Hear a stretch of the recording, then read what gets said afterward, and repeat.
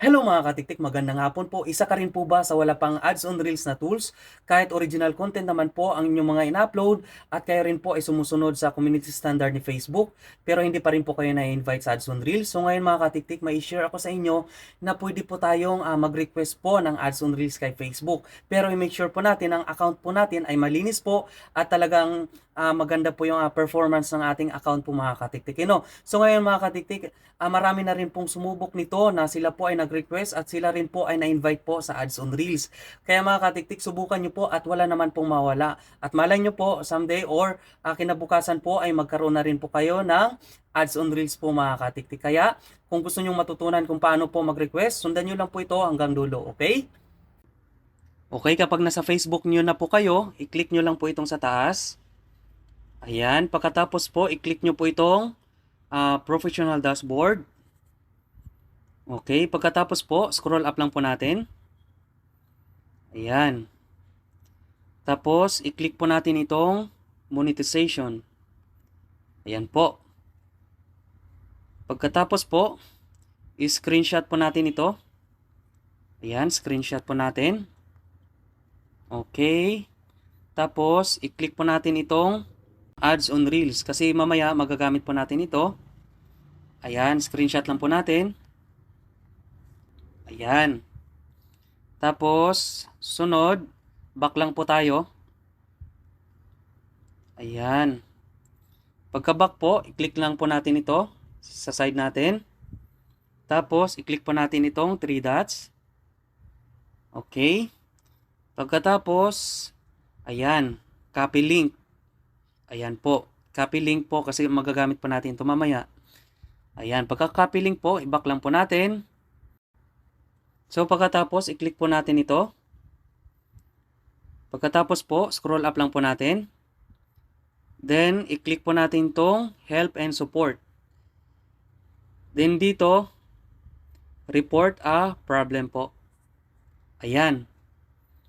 Pagkatapos, click po natin itong continue to report a problem. Ayan. So, wait lang po natin. Okay, pag ganito po, i-click lang po natin itong include. Pagkatapos po, scroll up. Kapag page po ang i-click. Kapag profile po, profile po. So, dito po, i-click po natin yung profile. Tapos, X lang po natin yan. Tapos dito, upload natin yung na-screenshot po natin kanina. So, ito. Ayan. Another pa. Upload pa tayo. Ayan. Ayan. Tapos dito naman po,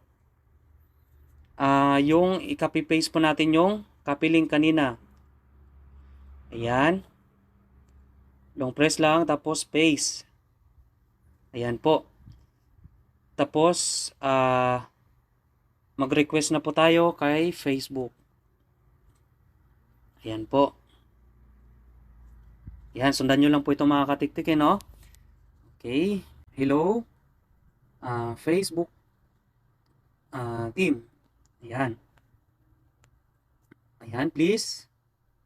Give me a chance to have ads on reels on my Facebook account. Ayan. I promise that I will upload useful content and I will follow all community guidelines and partner monetization policy. Ayan. Tapos dito, ilagay lang po natin, ayan. Thank you so much. Ayan. So, nakapilink na po natin yung ito po, yung Facebook natin account. Kapag page po dapat ang i-copy link po natin na yan dito po sa baba. So yan lang po mga katiktik, no. At saka ilalagay ko naman po dyan sa baba itong ito po mga katiktik. Ayan. Pagkatapos po dyan, dapat i-make sure nyo po na naglagay rin po kayo dito ng picture po talaga mga katiktik para makita rin po ni Facebook na wala pa kayong ads on Reels. Ayan.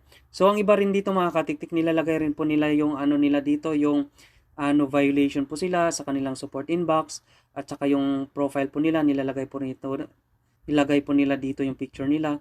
So okay lang naman po ito mga katiktik.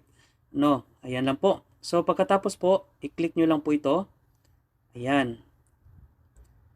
Ayan. So i-wait lang po natin. So I hope may natutunan po kayo at pakishare naman po ito sa ating mga kapwa content creator po para sila din po ay ma-invite na po sa Ads on Reels, at kung di ka pa po nakapag-follow sa akin, pa-follow na din po sa Katiktik channel. Thank you and God bless you more.